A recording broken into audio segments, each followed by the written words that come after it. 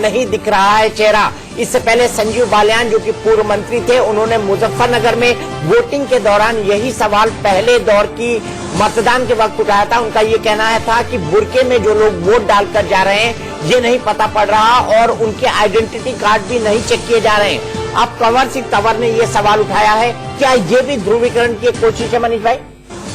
सीधे तौर पर देखा देखी मुझे ये लगता है दीपक भाई कि इन चुनाव में जो एक चीज सामने आ रही है वो ये कि हठ धर्मिता सामने है।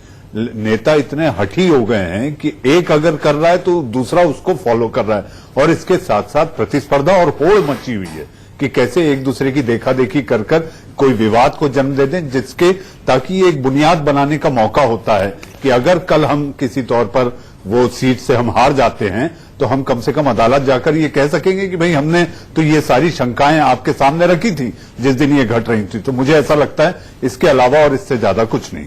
सीधे चलते हमारे सहयोगी जतिन गोस्वामी के पास जो अमरोहा से सीधे हमारे साथ जुड़ गए हैं। जतिन, आपसे जानना चाहूंगा, क्या कंवर सिंह तंवर ने इसकी शिकायत चुनाव आयोग से की है, स्थानीय पीठासीन अधिकारियों से की है? जो शिकायत की गई है डीएम से की गई है और ये कहा गया है कि नौगावा में एक शख्स को पकड़ा गया है जो बुर्का पहन के वोटिंग कर रहा था। हालांकि जब उनसे ये पूछा गया है कि क्या उनके पास इसके संबंधित कोई और जानकारी है, तो उनका कहना है कि तमाम जानकारी आप पुलिस से ले सकते हैं। उन्होंने इस बात की शिकायत डीएम को की है कि न सिर्फ ये एक वोटिंग बल्कि कई अन्य जगहों पर भी इस तरह की वोटिंग की शिकायत उनके पास आ रही है। और उनका ये भी कहना है कि उनके जो पोलिंग एजेंट है उनको ऐसी जगहों से हटाया जा रहा है जहां पर इस तरह की फर्जी वोटिंग हो रही है। जी, तो फर्जी वोटिंग की शिकायत चुनाव आयोग से हुई है। सीधे चलते हैं आलोक शर्मा के पास। कांग्रेस के राष्ट्रीय प्रवक्ता आलोक शर्मा जी हमारे साथ जुड़ गए हैं। आलोक शर्मा जी, सबसे पहले संजीव बालियान ने इस मामले को मुजफ्फरनगर में उठाया, अब इसी बात को कंवर सिंह तंवर उठा रहे हैं। क्या लग रहा है आपको, इसके पीछे का क्या खेल है? देखिए दीपक भाई, आप बहुत वरिष्ठ पत्रकार हैं। मुझे लगता है कि सीधा सीधा एक मैसेज है पोलराइजेशन के लिए। उन्होंने केवल बुर्के के ऊपर प्रश्न नहीं उठाया, उन्होंने साथ के साथ फर्जी वोटिंग की भी बात की है। भाई, प्रशासन आपका है, केंद्र से लेकर राज्य तक आपका प्रशासन है। आप बुर्के के ऊपर प्रश्न उठा रहे हैं, एक समुदाय वर्ग फर्जी वोटिंग करा रहा है, इस तरह का आप आरोप लगा रहे हैं, तो कहीं ना कहीं पोलराइजेशन का पूरी तरह से ये पूरा एक रास्ता बनता हुआ नजर आ रहा है। संजीव बालियान को भी जब लगने लगा था 10-11 बजे के मेरी पूरी तरह से हार सामने है, कंवर सिंह तंवर जी को भी शायद ऐसा ही लग रहा है कि हार सामने है, पोलराइजेशन ही एक रास्ता बनता है। और खास बात ये भी है दीपक जी कि जो उत्तर प्रदेश की आज 8 सीटों पर चुनाव है उसमें कहीं ना कहीं पोलिंग परसेंटेज अभी 10 बजे तक कम है। बिहार, वेस्ट बंगाल और बाकी राज्य उड़ीसा जिनमें 3 बड़े राज्य आज हैं, वहां पर पोल परसेंटेज ज्यादा नजर आ रहा है। यहां पर पोल परसेंटेज भी कम है। बीजेपी के लिए बहुत बड़ी चिंता का विषय ये भी बना हुआ है। यही कारण है कि इसी वजह से ये तमाम पोलराइजेशन के जो भी रास्ते हो सकते हैं जाति और धर्म के आधार पर, उनको पूरी तरह से बीजेपी तलाश कर रही है। जी आज मंदिरों में जा रहे हैं, बैन लगा हुआ है। ये जानना चाहूंगी, आलोक शर्मा जी ने साफ तौर पर बोला ये पोलराइजेशन की कोशिश है। बालियान ने जब ये आरोप लगाए थे, चुनाव आयोग ने पूरी तरह डिसमिस कर दिया था क्योंकि एक सबूत नहीं था, एक एफआईआर नहीं थी, एक शिकायत नहीं थी। इस बार भी आपके पास क्या सबूत है? आरोप लगा दिया फर्जी वोटिंग हो रही है, आरोप लगा दिया बुर्का पहना हुआ है, ये तो पूरी कोशिश है। दो चीजें आंचल, आलोक जी बहुत पुराने हमारे मित्र भी हैं और वरिष्ठ वो भी हैं। ये कह रहे हैं कि प्रशासन हमारा है। इलेक्शन के दिनों में कौन सा प्रशासन किसी पॉलिटिकल पार्टी का होता है? इनका होता होगा, लेकिन इलेक्शन कमीशन के अंडर में सब कुछ आता है। अगर कंवर सिंह तंवर ने यह कहा कि मैं फर्जी, आपके रिपोर्टर ने बोला कि फर्जी मतदान हो रहा है, अगर वहां हुआ है और कंप्लेन हुई है तो इलेक्शन कमीशन का फर्ज है उसको करना। अब वो क्या डिटेल है, क्यों बोला है, वो तो अभी पॉलिटिक्स क्या है इसके पीछे, मुझे ये बताइए ना। आप तो ट्रिपल तलाक लेके आए थे, तो अब बुर्के में महिलाएं तो आपके लिए जाकर वोट करनी चाहिए, फिर बुर्के से क्या आपत्ति है? महिला है वो आपको वोट नहीं करेगी, इससे आपत्ति है। और 2017 में, एक मिनट हरीश भाई, 2017 में जो विधानसभा चुनाव हुए उसमें भी बीजेपी ने कहा था कि बड़ी संख्या में बुर्केदारी महिलाओं ने उनके लिए वोट किया। ये दावा कुछ और बोल रहा हूं, बुर्केदारी करें, मना नहीं है, लेकिन वहां वेरिफिकेशन के लिए महिला कांस्टेबल कितनी है, क्या है, वो आप वेरीफाई हो रहे हैं। बिना वेरीफाई हुए कौन वोट डालता है? बिना वेरीफाई हुए कौन वोट डालता है? संजीव बालियान के टाइम पे कंप्लेन हुई ना कि वहां पे अच्छा, महिला- लिखिए लेकिन बताएं। चुनाव महिला आयोग नहीं है, उनको लेकिन verify करने के चुनाव लिए। आयोग ने यही कहा कि एक भी महिला या किसी को भी बिना वेरीफाई का अंदर नहीं बैठने दिया। तो आलोक शर्मा जी जब कह रहे हैं प्रशासन आपका है, आप कह रहे हैं हमारी प्रशासन चुनाव हमारा आयोग में काफी हो निष्ठा गया। है, इलेक्शन वही मैं कमीशन कह को रही हूँ। रिपोर्टिंग होती है आप आजकल। कह रहे हैं ना चुनाव आयोग में निष्ठा है, उसी चुनाव आयोग ने इस कंप्लेंट को डिसमिस किया क्योंकि बिना सबूत के थी, बेमानी तो थी, कोई उसके बाद मतलब में ये नहीं तो नहीं था। कहा इलेक्शन कमीशन मिली हुई है, हम तो नहीं कह रहे, हम मान गए तो मान हम गए ना। मतलब बालियान ने झूठा आरोप हमने लगाया था ना। नहीं झूठा, हमने अब क्या कर सकते हैं, इलेक्शन कमीशन ने कह दिया, अब हम क्या कर सकते हैं उसके लिए। इलेक्शन कमीशन, हम ये तो नहीं कहते कि हम इलेक्शन कमीशन फेथ नहीं है, हम ये तो नहीं बोलेंगे ना, लेकिन दूसरी कह पार्टी क्या दिया करती है? नहीं, सीधा आरोप लगाती है इलेक्शन कमीशन पे। उन्होंने साफ तौर संजीव पर बालियान कहा ने क्या कि बोला? आप उन्होंने साफ संजीव तौर पर बालियान ने कहा क्या कि बोला? आपके आरोप में दम नहीं है, आचल- यानी कि आप हिट एंड स्कूट की राजनीति कर रहे थे जो आज आप भी कर रहे हैं। आचल संजीव बालियान ने क्या बोला? हमने ये तो नहीं, अदालत का कोई फैसला आ जाए हमें मानने हैं, चाहे उसके चाहे वो हम जो अदालत क्या कहती है कि हमने फैसला कर दिया, हमें मानने होते हैं हाँ चीज को। ठीक है, तो मतलब आप ट्रबल क्रिएट करते रहे, अदालत और चुनाव आयोग अदालत के कहेगा लिए कि आप आपके बिल्कुल खिलाफ फैसला है तो सारे आपको फैसले मान्य होते है, क्या? तब सारे तक फैसले होते पोलराइजेशन क्या? हो गई, आपका अदालत काम के निकल सारे फैसले गया। सही होते हैं क्या? लेकिन हम मानते हैं ना, हरीश अदालत जी- के फैसले सही हो या गलत तो मानते हरीश हैं ना। जी- देश में अगर आपको रहना है तो अदालत के फैसले मानने ही पड़ेंगे। यही तो बोल वो रहा हूं। देश का संविधान कहता है, हमने तो ये तो वो किया। देश का संविधान हमने कहता है। मायावती की तरह अपने आप तो हमने वो तो नहीं किया ना, क्या किया योगी ने? क्या मायावती ने क्या किया? योगी ने मायावती ने क्या किया? ये बताइए। अपने आप को दिखा रही है कि देखो हमें बलि का बकरा बनाया जा रहा है। कह रहा ना, मैं तो कह रहा हूं, हमें एक फैसला आया, एक इलेक्शन कमीशन ने कहा कि योगी जी बोलेंगे नहीं बोल रहे, कहीं भी नहीं बोल रहे। अब तुमको कोई मंदिर भी नहीं जाना, किसी के घर भी नहीं जाना, ये तो नहीं हो सकता है ना, नहीं। लोकतंत्र ये तो नहीं होता। हरीश जी, नहीं। लेकिन हम किसी की मतलब- तरह अपने आप को बलि का बकरा देखिए, बनना, अब ये देखिए, हमारे ऊपर बीजेपी की अत्याचार हो रहा है, ये तो नहीं स्ट्रैटेजी दिखाया कितनी था। ये देखिए, ये बीजेपी विक्टिम के कार्ड आप खेल रहे हैं, विक्टिम कार्ड यही किसने खेला? विक्टिम कार्ड होता है, यही किसने विक्टिम खेला? कार्ड होता है हरीश हमने भाई। तो नहीं खेला था। दीपक कितनी दीपक, हमने तो स्ट्रैटेजी नहीं खेला अच्छी था। है। चुनाव आयोग ने कहा कि आपको गाने बजाने के साथ मूवी नहीं दिखानी है, तो आप साइलेंट मूवी दिखाना शुरू हो गए हैं। आप मुझे बताइए, अब आप कहीं ये भी नहीं करना, मुझे बात का जवाब। मैं तो सिर्फ एक बात बोल रहा हूं, विक्टिम कार्ड किसने दिखाया? मायावती ने दिखाया, आजम खान ने दिखाया।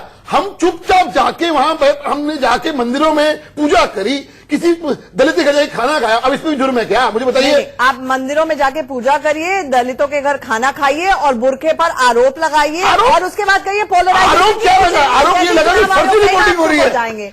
आरोप क्या लगा कि फर्जी संजीव बताया हो रहा है। बालियान ये ने बोला भी गया। यही दावा किया था, वो भी मुजफ्फरनगर में उन्होंने- पोलराइज करना देखो, चाहते उन्होंने थे जांच की और मांग उनके करी ना। दावे को चुनाव आयोग ने डिसमिस कर दिया। उन्होंने जांच ये की मांग कोशिश करी ना। है हरीश जांच भाई, की- जांच आप की मांग कितनी करना भी हमारा बात सबसे करें, अधिकार है भैया। आप कितनी भी बात करें, जब आप अली और बजरंग बली की बात करते हैं तो पूरे देश की जनता को लग जाता है कि दीपक धर्म के जी, नाम पर वोट मांगना दीपक शुरू हो जी, जाए। एक बात समझ लीजिए, हमें जवाब देने का हमारा हक है, हम देंगे। और हम हिंदू होने का हमें गर्व है भाई। बोल दिया, हमें बोल गर्व दिया, है। क्यों हरीश नहीं जी है? बोल दिया, भाई हमें गर्व है यार। देखिए आप भी मुस्कुरा रहे हैं। अब दीपक भाई, मुझे एक बात का जवाब दो। मुझे गाना गाना मैं हिंदू पड़ेगा नहीं हूं। जगजीत सिंह का। मैं हिंदू नहीं हूँ, नहीं, गर्व आप- नहीं होगा, गर्व नहीं होगा, मुझे बताइए। तो आपको नारा भी लगा मैं लीजिए ना, दूसरों गर्व की से कहो हम हिंदू हैं। जनेऊधारी बन के फर्जी इलेक्शनों के दिनों में मंदिर नहीं आते। सिर्फ हम बाद में भी जाते हैं, पहले भी जाते हैं। इसीलिए मतलब इस चुनाव में ये बोल रहे हैं गर्व से कहो हम हिंदू हैं, पर ये नहीं बोल रहे हैं कि रामलला हम आएंगे मंदिर वहीं बनाएंगे। नहीं, ये नहीं बोला आपने। 5 साल तक सबका विकास, सबका साथ सबका विकास, और जैसे ही चुनाव आए अली बजरंग बली, ये यही है ना नीति शुरुआत वाली या किससे स्टाइल किया? वाली चलिए है ना? बताइए। देखिए, हमारा मुद्दा क्या है, सुनिए। हमारा मुद्दा नेशनलिज्म है, हमारा मुद्दा विकास है। हमारा, अगर तो आप कहते हो कि आपके मुताबिक कि मंदिर हम बने, क्यों नहीं बनेगा भाई? हमारा आस्था का प्रश्न है, क्यों नहीं बनेगा?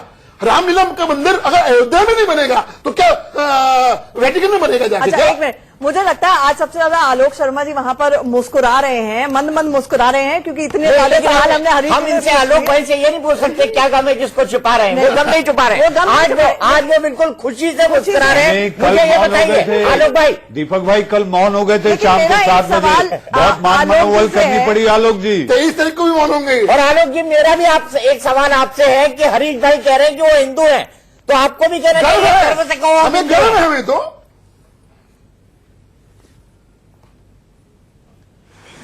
देखिए, ऐसा हालात कर देंगे बीजेपी के लोग कि सबको अपने आगे और पीछे ना एक स्टिकर लगा के चलना पड़ेगा कि मैं हिंदू हूं, मैं मुसलमान हूं, मैं क्रिश्चियन हूं। स्टूडियो में बैठ के बीजेपी के प्रवक्ता को बताना पड़ रहा है चुनाव के दिन। देखिए कि मैं राहुल हिंदू गांधी को हूं। भी बताना पड़ गया था, वो हाँ, इस जनेऊधारू देश को ब्राह्मण लेकर है। जाएंगे आप। राहुल गांधी को राम भी मंदिर वही बनाएंगे। बताना पड़ गया हम था, तो वो कह रहे हैं कि आप जनेऊधारू बना ब्राह्मण है। दीजिए भाई। देखिए, मैं समझता हूं उनसे पूछा गया था दीपक भाई, उनसे पूछा गया था, बीजेपी के प्रवक्ता ने तो मुझसे भी पूछा गया है आलोक भाई, आपकी जाति आलोक जी मुझसे भी पूछा गया है, उत्तर दिया गया था आलोक भाई मुझसे भी पूछा गया है। लेकिन मुझे नहीं लगता दीपक जी आपने हरीश जी से एक बार भी पूछा हो कि आप हिंदू हैं या मुसलमान हैं। क्या आपने पूछा हरीश जी से कि आप हिंदू हैं या राहुल मुसलमान? गांधी से भी हम किसी तो ने पूछ रहे हैं नहीं हरीश जी, पूछा था, 5 साल वो चले गए राम मंदिर के लिए, था। एक कदम आप लोग चले हो सरकार की तरफ से, तो बता दीजिए मोदी जी सऊदी अरबिया में दरगाह में तो लोटपोट हो गए, लेकिन राम मंदिर तक नहीं गए। क्या ये सच्चाई नहीं है? क्या मोदी जी ने 5 साल में एक बार भी अपने मुंह से राम मंदिर शब्द का इस्तेमाल लिया हो तो मुझे बता दीजिए। किसी एक सांसद ने पार्लियामेंट में राम मंदिर के बारे में एक प्रश्न पूछा हो तो मुझे उत्तर दे दीजिए।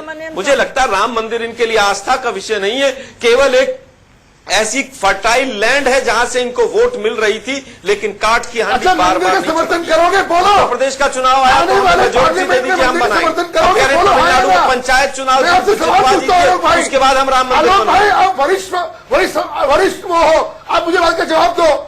भाई सवाल पूछने का अधिकार खो दिया आप लोगों ने।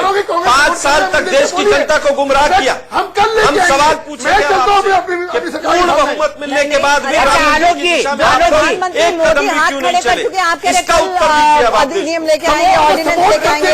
प्रधानमंत्री कह चुके हैं, प्रधानमंत्री के सपोर्ट से क्या मतलब है? आप क्या करेंगे ये बताइए ना। आपके मैनिफेस्टो में 1989 से संविधान के तहत हरीश जी सपोर्ट करते हैं, बोला राम मंदिर आपके मैनिफेस्टो में 1989 से है। आप बताइए आप क्या करेंगे, क्योंकि प्रधानमंत्री तो कह रहे हैं मामला अदालत में, हम कुछ कर नहीं सकते, अदालत का फैसला आएगा उसके बाद सोचेंगे। ट्रिपल तलाक से उन्होंने हम तो हमारा आस्था हम क्लियर कर चुके हैं। हाँ तो आस्था तो सबकी क्लियर कर चुके हैं। आस्था है और आस्था के नाम पर वोट देने कहीं कुछ नहीं, मेरा आस्था भी नहीं है। आज मेरा एक सवाल है और बड़ी क्यूरियोसिटी है। जैसे अभी अभी आलोक भाई ने कहा कि बीजेपी ने पूछा था, तब राहुल गांधी ने कहा कि वो जनेऊधारी ब्राह्मण है। अब प्रियंका जी ये कब कहेंगी कि वो माता की भक्त है? बताइए आलोक जी।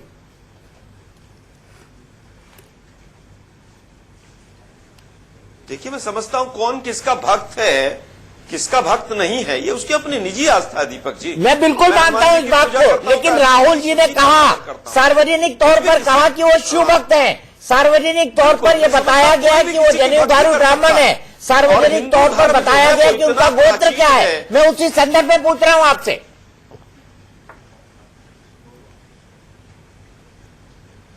देखिए, मैं समझता हूं गोत्र जब बताया गया, वो राजस्थान की घटना थी। मंदिर में जब पूजा करते हैं तो कोई भी पंडित आचमन कराता है तो अहम सो एंड सो गोत्र उत्पन्न अहम वो कहा जाता है कि भारत खंडे और जो गांव का नाम है पूरा लिया जाता। ये एक साधारण सी प्रक्रिया। कोई मीडिया में जाके नहीं बताया जैसे हरीश जी बता रहे हैं मैं हिंदू। मुझे बताने की जरूरत नहीं है कि मैं हिंदू हूं। मुझे लगता है कि बीजेपी को आज बताना चाहिए, आज भाई नोटबंदी पे वोट क्यों नहीं मांग रहे? मुझे लगता है कि आप रणदीप सुरजेवाला की वो प्रेस कॉन्फ्रेंस भूल गए जिसमें उन्होंने खड़े होकर कहा था, फोटो दिखाई थी और ये बताया था कि राहुल गांधी जनेऊधारी ब्राह्मण है। शहीद हो गए, हमें वोट दे दो। आलोक भाई आप इतने वरिष्ठ हो, उसके बाद ऐसी बातें कर रहे हो। देखिए, मैं समझता हूं अब इसमें टेक अवे क्या है इस डिस्कशन का? हरीश जी ने बोल दिया है डंके की चोट पे कि वो हिंदू हैं।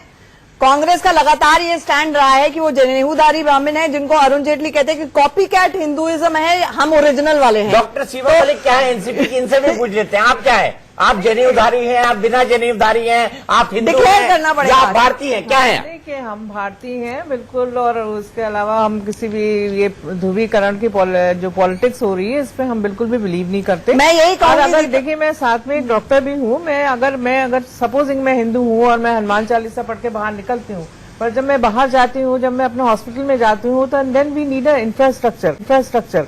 विकास की बात आ जाती है जहां पर जो बड़ा फ्रस्ट्रेशन होता है हम लोग को बाहर जाके, जब कोई विकास की कोई बात ही नहीं है। जो इतने वायदे करके हम ये बीजेपी की सरकार यहाँ पर आई थी, आज उसकी ये कुछ बात ही नहीं करते हैं।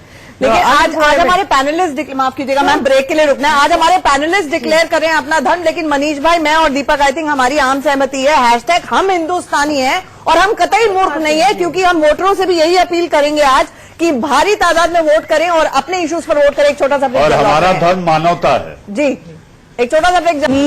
कई दिक्कतें सामने आई हैं।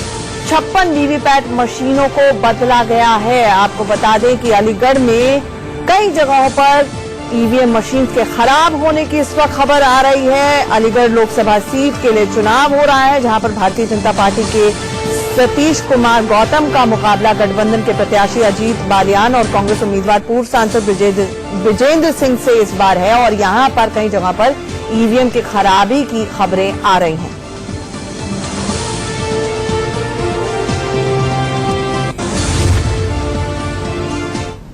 वहीं सीआरपीएफ महिलाओं के साथ अजय जांडियाल की एक रिपोर्ट आई है जम्मू कश्मीर से, जहां पर वोटिंग हो रही है। देखिए क्या कुछ है ग्राउंड रिपोर्ट में। लोकतंत्र के इस महापर्व में वोटर्स को ज्यादा से ज्यादा सुविधाओं देने की बात हो ताकि अधिक से अधिक वोटिंग हो सके और बेहतर सरकार चुनी जा सके।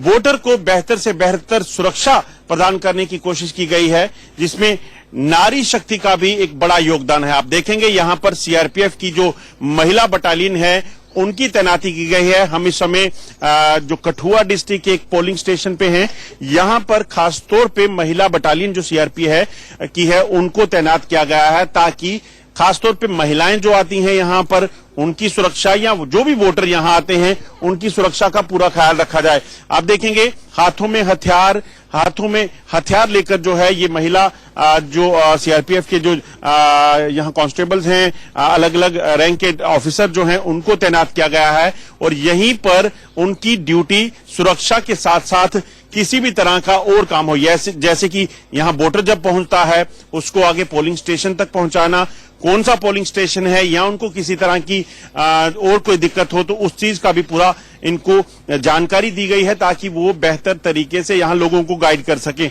यहां अगर आप देखेंगे तो पोलिंग चल रही है और पोलिंग से ठीक बाहर पूरे इलाके में जो है इस महिला बटालियन की तैनाती की गई है और ये एक इस इलाके की बात करें तो यहां पर पहली बार इस तरह से सीआरपीएफ की महिला बटालियन को तैनात किया गया है। मकसद बड़ा साफ है ताकि एक बेहतर सुरक्षित एटमॉस्फेयर जो है वो हर किसी को दिया जाए ताकि एक बेहतरीन सरकार जो है अधिक से अधिक जो वोट परसेंटेज है वो होने के बाद जो है वो चुनी जा सके और लोग एक बेहतर माहौल में वोटिंग प्रक्रिया में लोकतंत्र के इस पर्व में शामिल हो सके।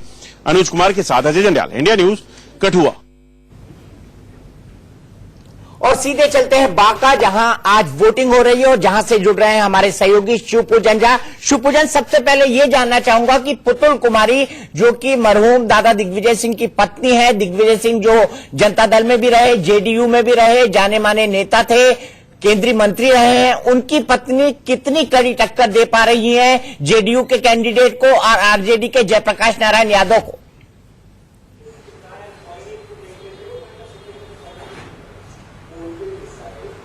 मीडिया हम काफी दिलचस्प बना दिया है। जगह जगह हमने कैंपेन करते देखा था पुतुल देवी को और जाहिर तौर पर जो दबदबा दिग्विजय सिंह का अब तक इस इलाके में है उसका फायदा कहीं ना कहीं पुतुल जी को मिलता हुआ दिख रहा है। लेकिन स्थानीय लोग हैं बहुत सारे, इनसे जाने की कोशिश करते हैं, समझने की कोशिश करते हैं। ये देखिए कड़ी धूप में खड़ी है महिला, कोलैप्स कर गई, गिर गई, लेकिन इसके बावजूद उत्साह दीपक बहुत ज्यादा है लोगों में और उसी उत्साह के बाबत इतनी कड़ी धूप में भी यहां पर ये खड़े हैं। स्थानीय मुद्दे क्या है, लोगों से कुछ जानने की कोशिश करते हैं। इस बार यहां तो मुकाबला बड़ा दिलचस्प दिख रहा है, पुतुल देवी भी खड़ी है चुनाव में। मुद्दे क्या है? मुद्दे क्या है, क्या मुद्दा पूछ रहे हैं आप चुनाव में वोट जो डाल रहे हैं तो क्या सोच के डालेंगे वोट? क्या सोचिए? विकास हो या जी मजबूत सरकार हो, क्या सोचा है? मजबूत सरकार हो। मजबूत सरकार जी। और ये तीन जो हैं इस बार चुनाव भी मैदान में तीन प्रत्याशी, दिलचस्प हो रहा है चुनाव। हाँ जी, काफी दिलचस्प हो रहा है। काफी दिलचस्प। दिग्विजय सिंह ने काफी काम किया, आपको लगता है उनकी पत्नी को कुछ फायदा होगा इसका? जी ऐसा सरकार हम लोगों को चाहिए कि बेरोजगारी भत्ता जो यहाँ पे है, नौजवान आदमी पड़े हुए हैं, उन लोगों को बेरोजगारी मिलना चाहिए। बेरोजगारी मुद्दा है आपके लिए चाचा, क्या मुद्दा है? आप भी वोट डालने आए हुए हैं, क्या मुद्दा है आपके लिए? हम लोग चाहते हैं कि हम लोग का समाज का विकास हो और सब चापाकल पानी का वगैरह जिसको नौकरी चाकरी नहीं है उसको नौकरी चाकरी मिले, बहुत सा रोजगार एक मुद्दा है। लेकिन दीपक हम आपको बताना चाहते हैं दरअसल बांका एक ऐसा क्षेत्र है जो नदियों से घिरा हुआ है, लेकिन यहाँ पर जबरदस्त बालू का खनन हुआ है जिस वजह से कि जल स्तर काफी नीचे चला गया है। जिन इलाके में हम जा रहे हैं वहां पर लोगों की समस्या ये आम है कि पानी की समस्या। लेकिन आपने बात की थी पुतुल देवी की, जाहिर तौर पर जदयू के कैंडिडेट को और जाहिर तौर पर महागठबंधन के कैंडिडेट को दोनों की परेशानी का सबब बन गई है पुतुल देवी। आपको क्या लगता है, आपके हिसाब से इस वक्त जो बांका की चुनावी लड़ाई है वो त्रिकोणीय है, लेकिन आपके हिसाब से आपको ये पूरा का पूरा चुनावी जो माहौल है वो बदलता हुआ दिखाई दे रहा है? क्योंकि यहां से पिछले जो कैंडिडेट थे आरजेडी के जयप्रकाश यादव जो एमपी थे, वो क्या अपनी सीट बचाते हुए दिखाई दे रहे हैं आपको? मुझे लग रहा है इस बार उनको कांटे की टक्कर मिली है। वजह की एंट्री यहां पर तीसरे कैंडिडेट का पुतुल देवी के रूप में हुआ है और दिग्विजय जी का जो काम रहा है बांका के क्षेत्र में, तमाम लोगों से जब हम बात कर रहे हैं, सारे लोग एक सुर में यही कहते हैं दिग्विजय जी ने इस इलाके का काफी विकास किया। इसका जाहिर तौर पर फायदा मिलेगा। उनकी बेटी भी ताबड़तोड़ रैलियां कर रही थी, ताबड़तोड़ घर डोर टू डोर कैंपेन कर रही थी। सुरेशी देश का नाम तो उन्होंने रोशन किया ही था, लेकिन मां के लिए वो बिल्कुल खड़ी हुई है, चट्टान की तरह जगह जगह खुद जाकर के चुनावी सभा को संबोधित किया है। इसका भी फायदा कहीं न कहीं उनको मिलता हुआ दिख रहा है।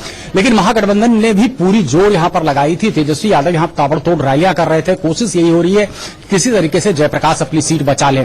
तीसरे कैंडिडेट की हम बात कर लेते हैं, जो जदयू के कैंडिडेट हैं, पहले से भी सांसद रह चुके हैं, विधायक रह चुके हैं और काफी पकड़ मजबूत स्थिति उनकी बताई जाती है। गिरधारी जी की काफी मजबूत पकड़ बताई जाती है। तो जाहिर तौर पर यादव वोट में अगर वो सेंध लगा पाते हैं और पुतुल देवी अगर ज्यादा डैमेज नहीं करती है तो शायद उनका भी पलड़ा भारी रह सकता है। दीपक, दिग्विजय भी यहां से इंडिपेंडेंट एमपी रह चुके हैं शिवपूजन?